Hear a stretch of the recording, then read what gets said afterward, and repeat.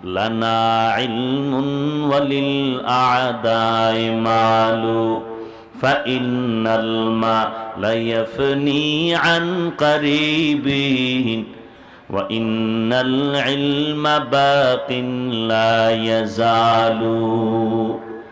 ইলমেরা ইজাজ করদান বেহিসাব, খলকেরা দাদান জবাবে বাসওয়াব।